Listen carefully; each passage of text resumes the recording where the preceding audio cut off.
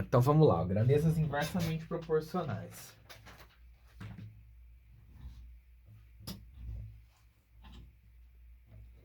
Que é o B, né?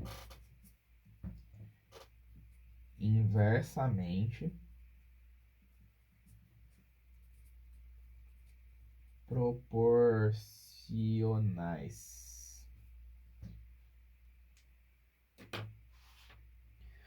Aí, galera, a gente vai dizer que duas grandezas são inversamente proporcionais se o produto delas for igual uma constante, tá bom? Então,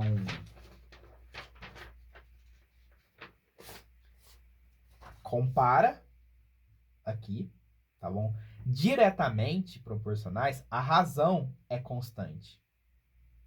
A razão entre as grandezas, tá? Pensa que se você duplicar uma, ó, se você multiplicar essa aqui por 2, você também tem que multiplicar de baixo por 2 para dar o mesmo valor K, tá? Justamente porque o 2 que você multiplicou, ele vai se anular com o 2 que você dividiu. E aí a razão sempre vai se manter constante. Então, 3 dividido por 1 é igual a 6 dividido por 2, que é igual a 9 dividido por 3, que é igual a 12 dividido por 4, tá? Nas grandezas inversamente proporcionais, vai acontecer um fenômeno um pouco diferente. Se você pegar o valor da sua grandeza x e multiplicar por 2, o valor da sua grandeza y tem que ser dividido por 2, tá? Para a razão se manter constante. Então, se você coloca um 2 aqui no seu x, o seu y ele tem que ficar dividido por 2, porque o produto vai continuar dando k. Então, se a gente vai montar uma tabelinha igual essa aqui, ó, só que para as grandezas inversamente,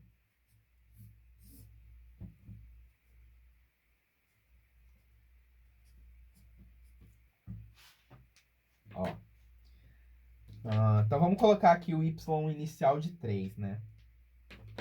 Então, do 1 para o 2, eu multipliquei por 2. O que tem que acontecer com a minha grandeza y daqui para cá? Ela tem que ser dividida por 2, tá? Pode ver que 1 vezes 3 dá 3. 2 vezes 3 meios dá 3. Aí, se eu pegar a minha grandeza x e triplicar o valor dela, o que tem que acontecer com a minha grandeza y? Tem que ser dividido por 3. Então, aqui a gente vai ter o 1.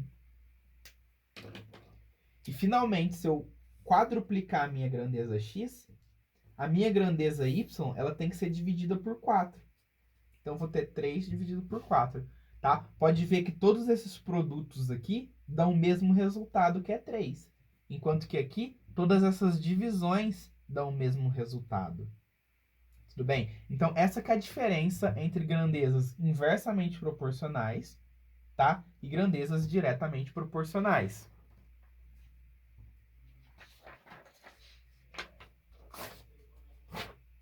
Tá? Então, se a gente aumenta aqui o valor do nosso x, ó, para o pro produto continuar dando constante, nosso y ele tem que diminuir. Porque aí um balanceia o outro. Tá bom? Então, se você pegar aqui o seu y e isolar ele, olha a função que apareceu aqui, ó. Y é igual a k sobre x. Duas perguntas, né? Primeira, isso aqui é uma função polinomial? Isso aqui não é uma função polinomial, tá, pessoal? Por quê? Lembra o que é polinômio? Polinômios são expressões algébricas racionais inteiras. Isso aqui não é uma expressão algébrica racional inteira, porque a gente tem um x no denominador. Isso aqui é uma expressão algébrica racional fracionária. Tá? Então, isso aqui não é um polinômio. Se você colocar o x na forma de potência, você vai ter isso aqui. O y é igual a kx elevado a menos 1. Então, isso aqui não é polinômio. Então, se você vai desenhar esse gráfico aqui, Não é de uma função polinomial, tá? Segunda pergunta. A gente estudou o gráfico disso aqui? A resposta é não, tá bom? A gente não aprende no curso montar o gráfico disso aqui, tá? Mas eu vou mostrar aqui para os mais curiosos, tá? O gráfico disso aqui é assim, ó. Por que que é assim? Porque se você aumenta muito o valor do seu x, né? Dado que você está dividindo uma coisa constante por um x, né? E você aumenta cada vez mais o seu denominador. Pega a sua calculadora e faz assim, ó. Meio, um terço, um quarto, um quinto, um sexto, um sétimo, um oitavo. Vê o que vai acontecendo com o resultado. Vai ficando cada vez menor, né? Divide aí um por 1 milhão. Dá quanto? Dá quase zero, né? Então, se você aumenta o valor do seu x, o valor do seu y ele vai ficando cada vez menor. E se você pega o seu x e diminui ele muito, por exemplo, pega aí um 1 e divide por meio, divide por 0,25, divide por 0,01. Conforme você vai diminuindo o valor do seu x, o valor do seu y vai aumentando. Até que chega um ponto que você divide k por zero e o valor do y explode para o infinito. Tá bom? Então, o gráfico disso aqui seria assim, ó. Tá? O nome dessa curva aqui, né, assim como a gente tem a parábola, assim como a gente tem a reta, o nome dessa curva decorrente dessa função é hipérbole equilátera. Tá bom? Mas esse gráfico aqui é mera curiosidade. Tá? É só para vocês entenderem aí que o gráfico que rege o comportamento das grandezas inversamente proporcionais é essa hipérbole equilátera, tá? Se você aumenta se você aumenta uma grandeza, a outra tem que diminuir. E se você diminui uma grandeza, a outra tem que aumentar, tá bom?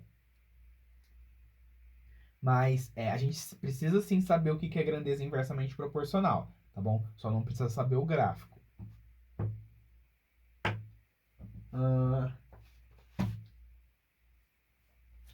Bom, galera, exemplo, né, na vida real aí de grandezas inversamente proporcionais. Ó, dei uma olhadinha nisso aqui.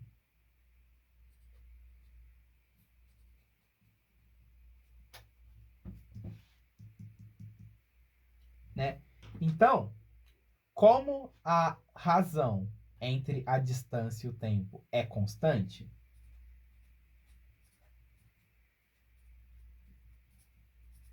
a gente pode falar assim que o ΔS e o ΔT são grandezas diretamente proporcionais, tá? Se você aumenta o ΔS, você tem que aumentar o ΔT, dado uma velocidade constante. Beleza? Agora, se você pegar esse ΔT e passar para o outro lado multiplicando, o que vai acontecer? Você vai ter aqui que o ΔS é V vezes T. E olha só, né? Compara. O que você conclui das grandezas velocidade e tempo? Velocidade e tempo, pessoal, são grandezas inversamente proporcionais. O que isso significa? Isso significa que se você mantém o seu ΔS constante, por exemplo, você vai fazer uma viagem daqui de São José dos Campos para Barbacena, lá para Epicar. Ó. Então, o ΔS aqui, ele é constante, não muda a distância entre essas duas cidades. O que acontece se você aumenta a velocidade com que você vai para Barbacena? Se você aumenta a velocidade, você vai chegar muito mais rápido, né? Então, você aumenta uma, a outra diminui, né? Se você vai daqui aqui com uma velocidade e depois vai com o dobro dessa velocidade, você vai chegar na metade do tempo, tá? Então, se a velocidade ela duplica, triplica, quadruplica, o tempo ele vai reduzir pela metade, pela terça parte, pela quarta parte, respectivamente, tá bom? Justamente porque a velocidade e o tempo são grandezas inversamente proporcionais, tá bom? Então, essas três grandezas aqui, ó, a gente não vai pegar o tempo e falar assim, ó, o tempo ele é diretamente proporcional. Não, isso não faz sentido. Porque você precisa comparar duas grandezas. O tempo, ele é diretamente proporcional a quem, né?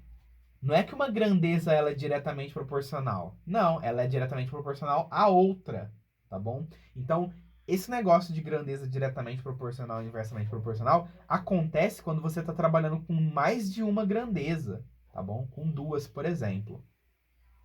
Então, o tempo é diretamente proporcional ao espaço, mas ele é inversamente proporcional à velocidade, né? E o que, que você pode dizer do ΔS do V, né? Vamos lá. Agora que você já entendeu essa análise aí, ó, que a gente fez, V e ΔS são... E aí, eles são inversamente proporcionais ou eles são diretamente proporcionais? Bom, se você pegar o seu V e passar dividindo, olha só o que vai aparecer. Né? Então dá para perceber aqui que a razão é constante. Né? Então o V e o ΔS, eles são grandezas diretamente proporcionais. Isso significa, pessoal, que se você tem aí um carro, tá? E você tem 1 hora para andar com o seu carro, ou seja, o tempo é constante. Vamos colocar aqui, ó. Nesse caso aqui, quem é constante é o tempo. CTE é a abreviação de constante, tá bom? Então, nesse caso aqui, ó, quem é constante? O tempo. Quem que era constante aqui, ó? O espaço. E quem que era constante aqui? A velocidade, tá bom? Então, aqui, ó, você tem 1 hora para andar. Quanto maior a sua velocidade, mais longe você vai chegar nessa 1 hora. Você concorda? Se você está a 100 km por hora, em 1 hora você vai andar 100 km. Mas se você está a 200 km por hora, em 1 hora você vai andar 200 km. Tá bom? Então, velocidade e distância são grandezas diretamente proporcionais entre si.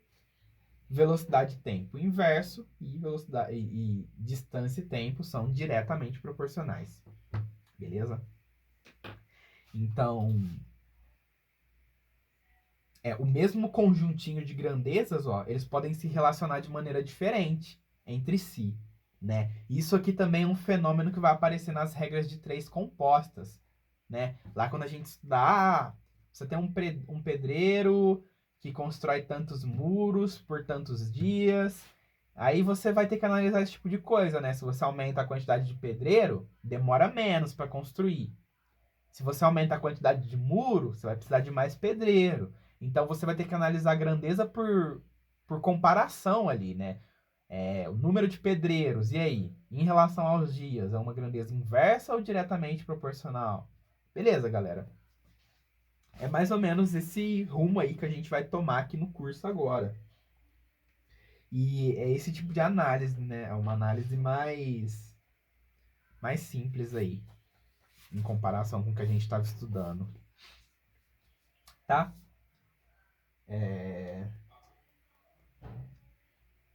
Bom, agora, pessoal, pra gente terminar aqui a nossa aula, né? Hoje vai ser um pouquinho mais rápido a aula aí, dado que a matéria tá acabando. A gente tá entrando numa época, né, que agora é mais exercício e menos teoria, né? Como vocês podem ver, isso aqui já dá para fazer muito exercício com isso. Mas a gente vai estar resolvendo aí 2 exercícios, tá bom? Um exercício vai ser de grandeza diretamente proporcional. O outro exercício vai ser de grandeza inversamente proporcional, tá bom? Então, vamos fazer o seguinte. Eu vou estar colocando aí para vocês o enunciado do primeiro exercício, tá? Aí vocês vão ler e vocês vão tentar fazer ele, beleza? Então, corta pro enunciado aí.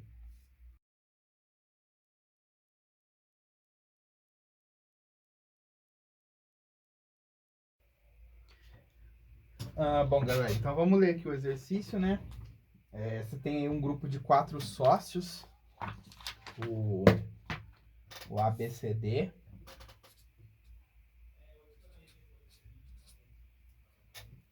né? E daí eles montaram um comércio. O sócio A, ele entrou com capital inicial aí de 5 mil, né? O que ele deu, o que ele contribuiu, né? Pro negócio. O B entrou com capital de 2.500. O C com capital de 7.500. E o D com capital de 10 mil. E aí o negócio deles deu certo. E eles lucraram, que eu vou chamar aqui de LT, lucro total. Eles lucraram 40 mil reais, né? E eles queriam dividir isso aí de forma justa. O que significa dividir de forma justa, né? O A, ele entrou com o dobro do B. Então, nada mais justo do que o lucro aqui, né? O que o A receber seja o dobro do B. Não é? Porque, como ele contribuiu inicialmente com mais, espera-se que ele receba mais em troca, né? Assim como o D deve receber uma parte desses lucros correspondentes aí ao dobro do A, dado que ele entrou com investimento inicial aí sendo o dobro do A, tá bom? Então, a primeira coisa que a gente precisa identificar aqui é que o lucro que cada um vai receber, o lucro individual, é diretamente proporcional ao quanto que eles contribuíram inicialmente, tá? Então, a gente pode escrever aqui que existem duas grandezas, ó. Existe a grandeza lucro e existe a grandeza que eu vou chamar de C, de contribuição inicial, tá? E se a gente dividir o lucro que cada um vai receber pela sua contribuição inicial, então, isso tem que ser um valor constante, tá? Então, o lucro que o A recebe, dividido por 5 mil, tem que ser igual ao lucro que o B recebe, dividido por 2.500, que tem que ser igual ao lucro que o C recebe, dividido por 7.500, que tem que ser igual ao lucro que o D recebe, dividido por 10 mil. Então, reparem que como isso aqui vai ser igual a isso aqui, o LD tem que ser o dobro do LA, né? E isso aqui a gente pode falar que é igual a uma constante. Então, resta agora a gente descobrir quanto que vale essa constante. E o que a gente vai fazer para achar esse K aí? A gente vai aplicar a propriedade de proporção, né? Que a gente usou aí no começo da aula. A gente vai usar isso aqui, ó. Tá? Então, ó, como a gente tem essa proporção aqui, a gente pode juntar tudo em uma proporção só. Que o LA mais o LB mais o LC mais o LD dividido pela soma dos denominadores, 5. 5 mil mais, ó, aqui tem 10 mil mais 10 mil dá 25 mil. E isso aqui é igual a K. Só, pessoal, que a soma dos lucros a gente sabe quanto vale, né? A soma dos lucros vale 40 mil. Então, 40 mil dividido por 25 mil é igual a K. E daqui você conclui que o seu K vale 8 quintos. Tá? Simplificando em cima e embaixo. E agora que a gente já achou o valor do K, ó, o lucro do A dividido por 5 mil tem que ser igual a K. Então, o lucro do A dividido por 5 mil tem que ser igual a 8 quintos. Passando 5 mil para o outro lado multiplicando e dividindo por 5, você vai ter aqui que o lucro do A é de 8 mil né? Aí você vai fazer a mesma coisa para os outros, ó. Aí você vai descobrir que o lucro do B tem que ser a metade, né? O lucro do B tem que ser 4.000. O lucro do C tem que ser o triplo do lucro do B, ou seja, 12.000. E o lucro do D tem que ser o dobro do lucro do A, né? 16.000. Tudo isso eu estou observando só o quanto que cada um contribuiu, tá? Pode ver que essa soma aqui dá 40.000 e essa divisão aqui ela está diretamente proporcional ao tanto que cada um contribuiu inicialmente, tá? Então esse daqui é um típico exercício de grandezas diretamente proporcionais. Você primeiro identifica as grandezas, relaciona elas através de um K, encontra o K e acha cada um desses valores aqui individualmente. Beleza? Show!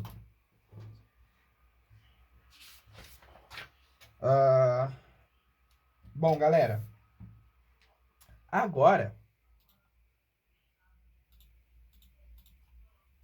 vamos ler o próximo exercício aqui, tá? Eu vou colocar o enunciado dele aí, vocês dão uma lida, tentem fazer e acompanhar a resolução aqui, ó.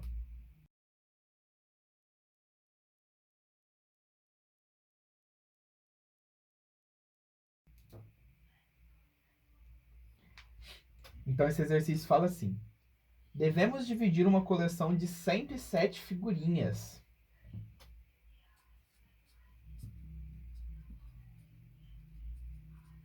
né? Entre 5 crianças. Então vamos chamar aqui criança A, criança B, C, D e E, né? Aí ele fala assim que as crianças têm 3, 4, 5, não, 3, 4, 8, 10 e 12 anos. Isso aqui é a idade das crianças, né? E as crianças menores, as mais novinhas aqui, ó, elas têm que receber mais figurinhas do que as crianças maiores. Porque as crianças maiores não ligam, né? E as crianças menores, elas se incomodam de receber a mesma quantidade de figurinha que as outras. Então, elas têm que receber mais. Então, a gente vai dividir essas figurinhas aqui, ó, de maneira inversamente proporcional, não é mesmo? Quanto menor a idade, mais figurinha a criança vai receber.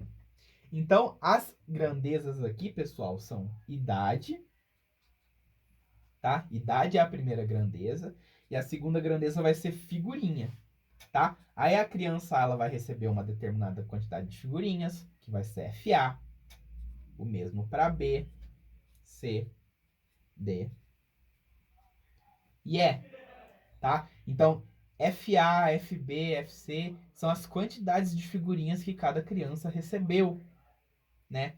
E o que a gente sabe? A gente sabe que o produto de F vezes a idade tem que ser um valor constante. Tudo bem? Então, FA vezes 3, ó, 3FA tem que ser igual a 4FB, que tem que ser igual a 8FC, que tem que ser igual a 10FD, que tem que ser igual a 12FE, que tem que ser igual a uma constante K. Beleza? E aí, pessoal, o que a gente faz? A gente não sabe que FA mais FB mais FC mais FD mais FE é igual a 107? A gente sabe isso, né? Ó, a soma das figurinhas tem que dar 107. O FA, ele vai ser K dividido por 3, né? Porque 3FA é K, então FA é K dividido por 3. FB vai ser K dividido por 4. FC vai ser K sobre 8. O FD vai ser K sobre 10. E o FE, K sobre 12. Isso aqui vai ser igual a 107. Tá? Aí, galera, resolvendo essa equação de primeiro grau aqui, você encontra o valor do seu K. Tudo bem? Então, a primeira coisa que a gente vai ter que fazer aqui para resolver é igualar o denominador. Então, a gente vai procurar aí o MMC entre 3, 4, 8, 10 e 12. Fazendo esse MMC aí, você descobre que é 120. Beleza? Então, o denominador que a gente vai deixar aqui é 120. Então, esse cara que a gente multiplica por 40, esse aqui por 30, esse aqui por 15, esse aqui por 12 e esse aqui por 10. Isso aqui tem que dar 107. Somando tudo isso, você vai encontrar aqui 107K dividido por 120. É igual a 107. Moral da história, né? Cortando 107 dos dois lados e multiplicando 120 por 1, que sobrou aqui, você descobre que o seu K ele é 120. Beleza? Então, se o K é 120, o número de figurinhas que a criança A recebe é 120 sobre 3. Ou seja, 40. A criança B recebe 120 sobre 4. Recebe 30 figurinhas. A criança C, ela recebe 120 sobre 8. Ela vai receber 15 figurinhas. A criança D vai receber 120 sobre 10. 12 figurinhas. E a criança E, que é a mais velha, ela vai receber 120 sobre 12. Ou seja, ela vai receber 10 figurinhas. Como vocês podem ver, a soma aqui dá 107. E quanto menor a idade, maior a quantidade de figurinhas que a pessoa recebe de forma proporcional, tá bom?